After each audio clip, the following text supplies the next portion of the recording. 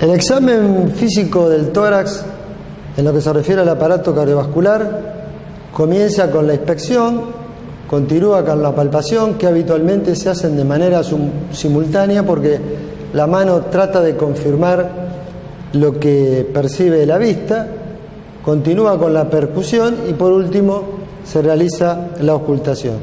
Para la inspección del tórax conviene colocarse a la derecha del paciente en una posición distante o a los pies de la cama, tratando de lograr un ángulo de observación transversal, ya que los fenómenos que observemos sobre la superficie del tórax son mucho más fáciles de percibir desde una posición tangencial al tórax que desde una posición vertical.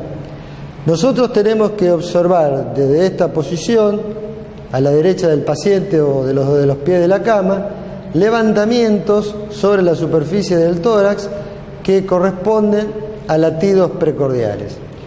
Los latidos que habitualmente se observan, a continuación la mano va a tratar de evaluarlos por la palpación. Un latido que suele observarse habitualmente en las personas menores de 40 años es el latido llamado choque de la punta o impulso cardíaco externo.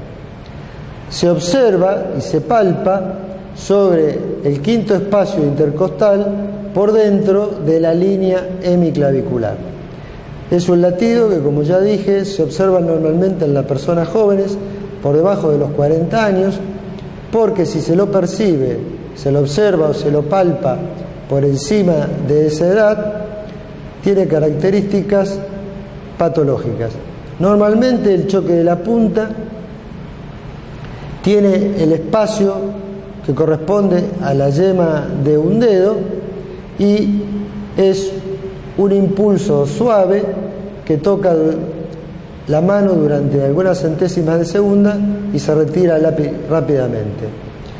Las modificaciones fundamentales se refieren fundamentalmente a que se modifique su localización, habitualmente se extiende hacia la zona izquierda en los agrandamientos del ventrículo izquierdo y se extiende o se palpa más hacia la derecha en los agrandamientos del ventrículo derecho.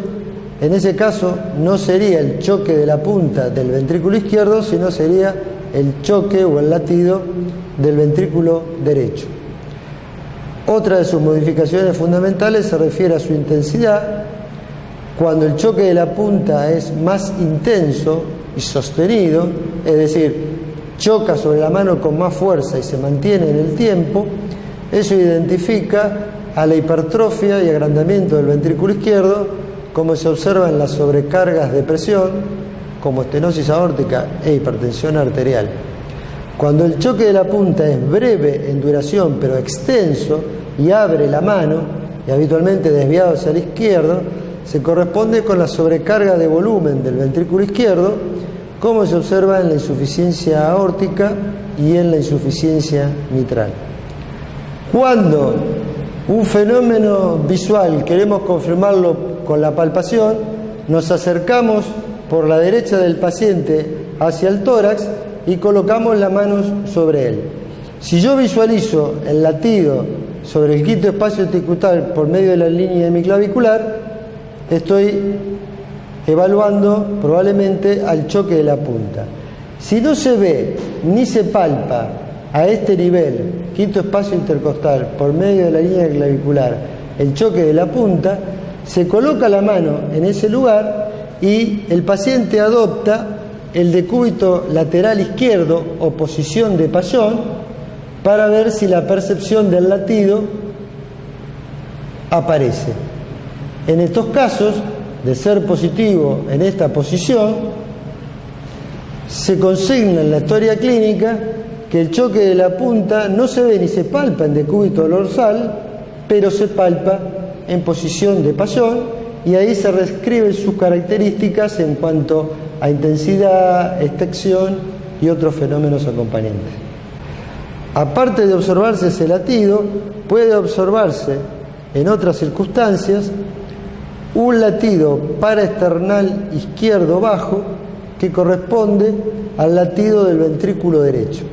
El hallazgo de este latido siempre es patológico. La mano lo percibe netamente y hay una maniobra palpatoria complementaria que evidencia el agrandamiento y la hipertrofia del ventrículo derecho responsables de este latido, y es la maniobra del talón de la mano de Dressler. Sobre este área descripta, cuarto espacio paraesternal izquierdo, se coloca el talón de la mano y se observa, en los casos de agrandamiento e hipertrofia del ventrículo derecho, que el latido que se ve y se palpa se expresa sobre el talón de la mano, produciendo un levantamiento sincrónico con ese pulso. Otro pulso o otro latido que se puede ver sobre el tórax es en el segundo espacio paraesternal izquierdo, en la zona de la arteria pulmonar.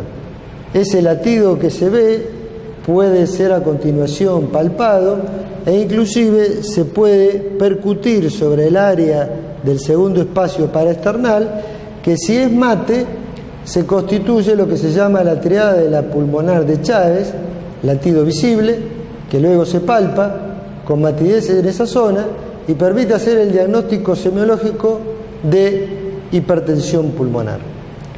Estos son los tres latidos más relevantes que se observan y se palpan sobre la superficie del tórax.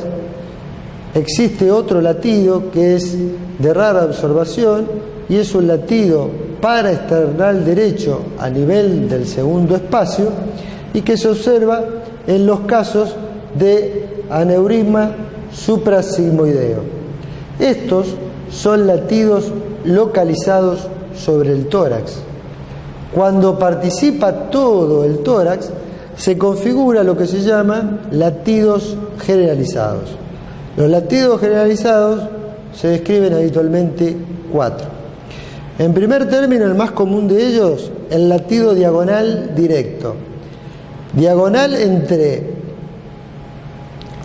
el segundo espacio paraesternal derecho y la punta del ventrículo izquierdo. El latido generalizado determina que mientras la punta se eleve, la base se deprime. Este latido corresponde a la hipertrofia ventricular izquierda con agrandamiento y es el latido que se observa con mucha claridad en la insuficiencia aórtica. De muy rara observación es este mismo latido diagonal pero invertido. Mientras la punta se deprime, se eleva la base en el latido cardíaco. Esto se observa en los casos de aneurisma suprasigmoideos. Los otros dos latidos generalizados que se observan sobre el tórax se corresponden o son consecuencia de la hipertensión pulmonar. El latido sagital es un latido que viene de atrás hacia adelante sobre la mitad del tórax, mientras los costados se deprimen.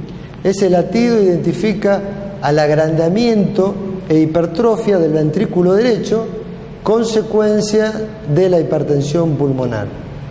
Cuando a ese ventrículo derecho agrandado e hipertrofiado se le agrega la insuficiencia tricuspidia, ese latido sagital evoluciona hacia otro latido que se llama latido transversal, porque es un latido que va de izquierda a derecha del tórax. Mientras la izquierda del tórax se deprime, la derecha se levanta, producido por la regurgitación de sangre del ventrículo derecho a través de una válvula tricúspide insuficiente. Este latido transversal identifica un ventrículo derecho agrandado, hipertrofiado, con insuficiencia tricuspidia y que habitualmente se corresponden o tienen como factor determinante la hipertensión pulmonar. Además, la palpación del tórax puede percibir otros fenómenos como son los frémitos y las vibraciones valvulares.